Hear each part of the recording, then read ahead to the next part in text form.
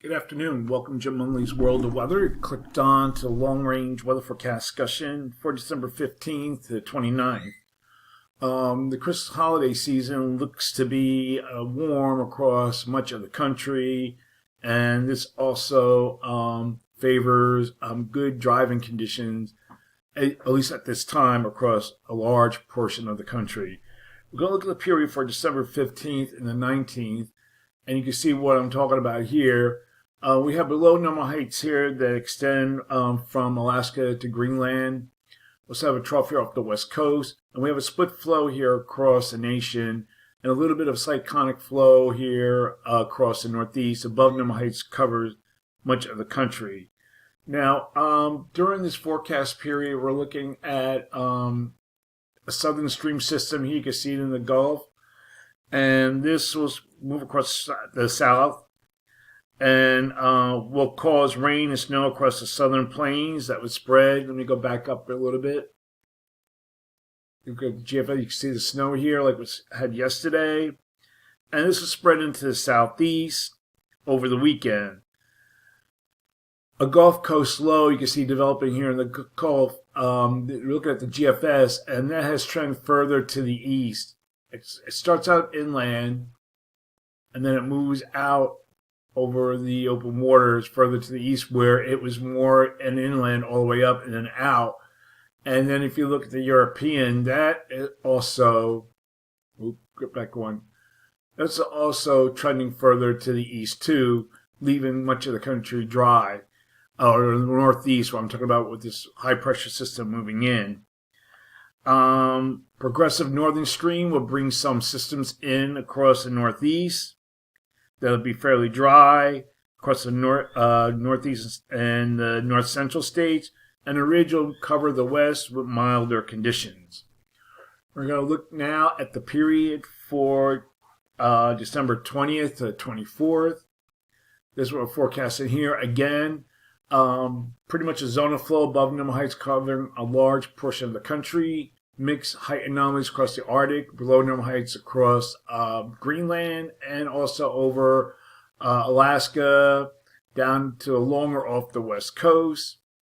Above normal heights here. So for this forecast period, I am calling for above normal temperatures for much of this region here, and I'm calling for anomalies to be as high as 8 degrees or more, generally across the northern states. And for precipitation, calling for below normal precipitation here. Probability of occurrence is 35 to 45%. Now, look at the period for December 25th, Christmas, and toward the end of the year. This is a period where a lot of forecasters or scientists are calling for a polar vortex, polar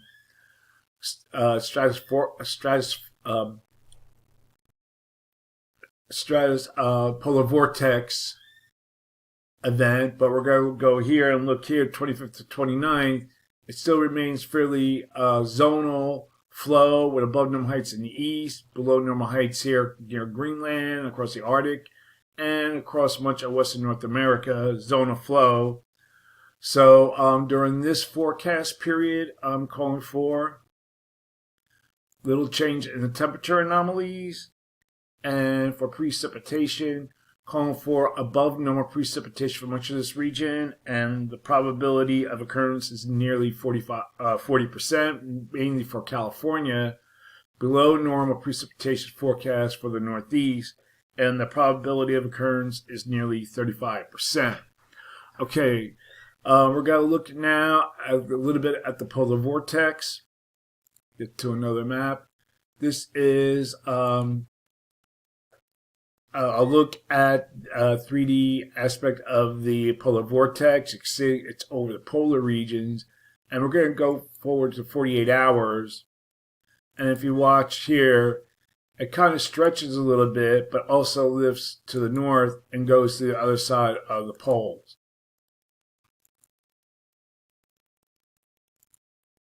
Well, it comes down a little bit towards, you gotta see how it kind of wobbles and then comes and eventually goes to the other side We're at December 12th. Now it's completely over the other side of the pole, over Asia, Russia, and then we get to 12.